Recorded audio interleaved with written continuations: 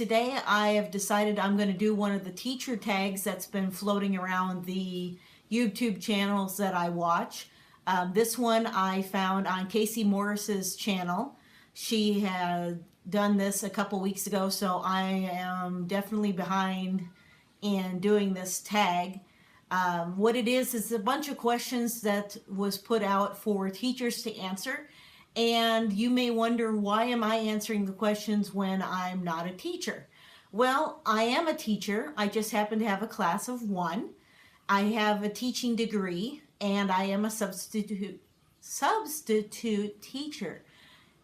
You know, you'd think I'd be able to speak clearly as a teacher.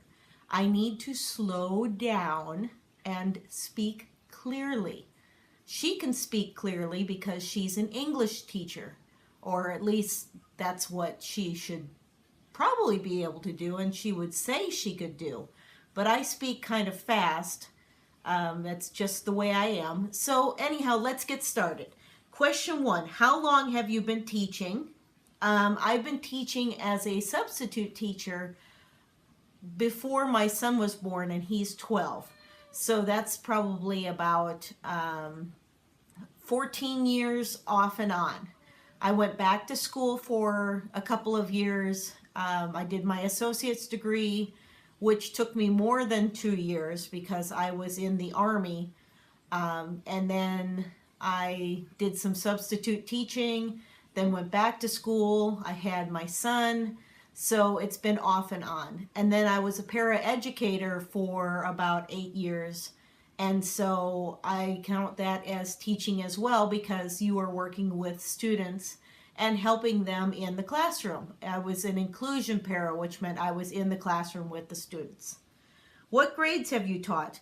I have a K through 12 substitute teaching license, and I have a K through 6 teaching degree. And I had a K through 6 teaching license for a little while. Tell us a little about your background, education, internship, etc. So that's my background. I did have a teaching license.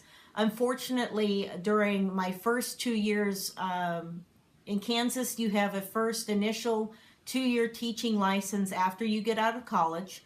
During those first 2 years, I was in a really bad car accident, and I was basically out of action for 1.5 years of those first 2 years. When I got past that, there were no jobs. The economy tanked, and there were no jobs in any of the districts in our county. And I mean in the entire county. And so I waited, and at the same time my son was getting bullied, excuse me, I got an itch. And as I watched in another video, the teacher said, "I am not picking my nose, I just have an itch." That was the Kinderhearted Classroom, and so I thought that was kind of funny. Anyhow, I decided that to pull him out of public school and homeschool him, because at the time I couldn't get a teaching job, and it just made sense that God opened up a door for me to have a class of 1 and do some substitute teaching instead of continuing to look for a full-time position. So that's what I did. What grade do you currently teach, and where do you teach? I substitute teach at 2 different districts in the area, 2 different school districts, and I do K through 12. I do all of it. I will do music, I will do PE, I will do special education. I have done it all. I have done middle school, which is not my favorite, so I generally do K through 6, and high school, which sounds kind of funny. Some people are like, "Oh, she does high school, that's terrible, I could never do high school." Or they say, "Oh, I could never do kindergarten," or "Oh, I could never do special education." I do it all. I love it all. They all have their own ups and downs. It just works for me. What is your school mascot? We don't have one here in our home school. I suppose our school mascot would be either our cat, Roxy, or our dog, Ozzy. We've never picked out a mascot. I suppose that's something I should ask our son. How many students are in your class this year? 1. Only schooling mom, 1 student.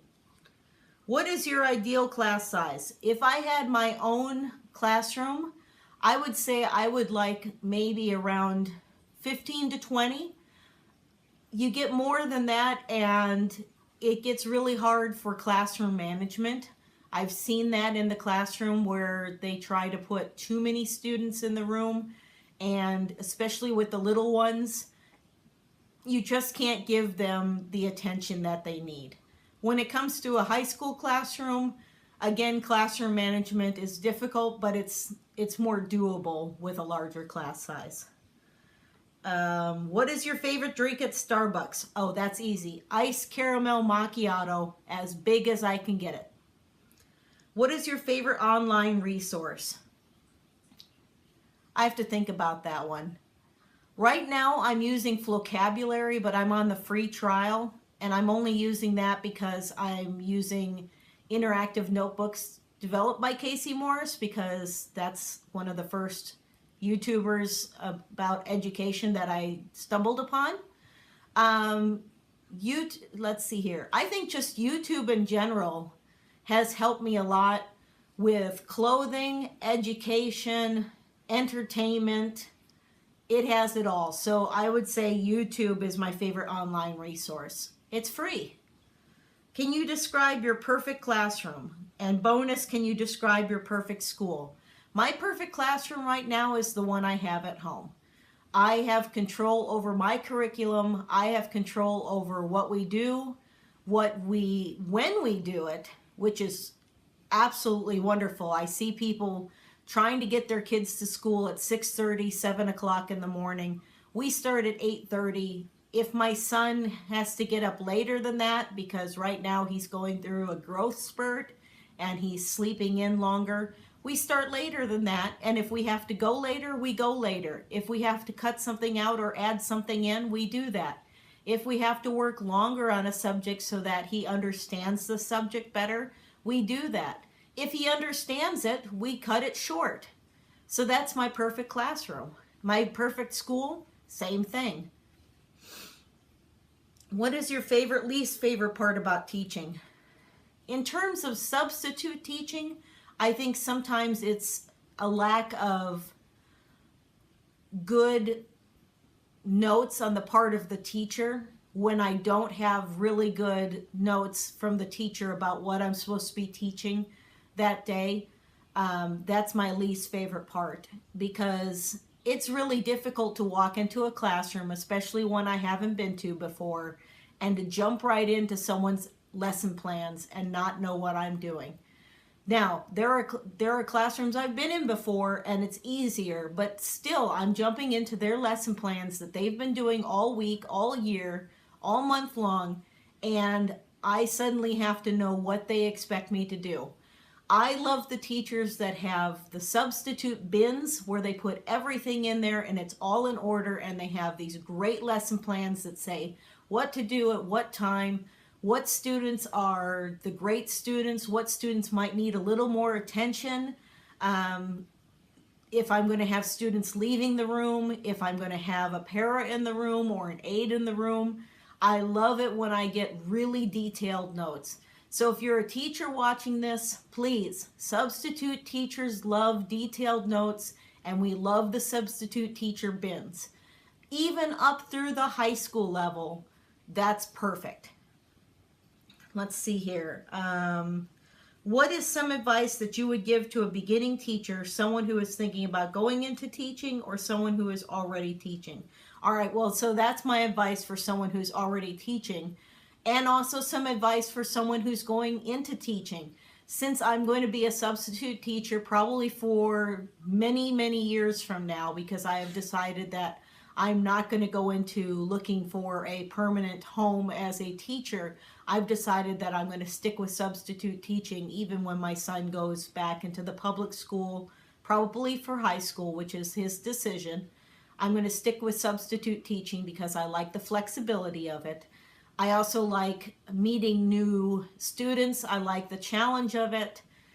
So my advice is for new teachers and current teachers is to treat substitute teachers well, because we like to come back to those classrooms And that's what you want. You want a teacher, a substitute teacher that wants to be in your classroom, that will teach your kids and treat your kids like they're your own. And in Kansas, I know that you only have to have 60 college credit hours to be a substitute teacher. You don't even have to have a teaching degree. And so it's really important that you make things easy for a substitute teacher to walk into that classroom and teach. And make sure that you understand how difficult it is to do so. And so that's all I have. So that's the teacher tag for today. I'm hoping to find some more teacher tags online that I can answer. I hope that you watched my curriculum video, that you watched my workboxes video, and before this, the introduction video. Please go over and watch Casey Morris's video on her teacher tag. She's really, really funny. And I mentioned the Kinderhearted Classroom. She's also a very good YouTube vlogger. So please, I'll link those in the description below. If you like this video, please give it a like, I think is over here, or maybe it's over here. And subscribe, might be over here or over here. I'm not sure which it is. Tell your friends. And I have a Facebook page and I have Instagram. So follow me on those for some interesting little tidbits and things that I don't get to talk about here. And we'll see you in the next video. Bye.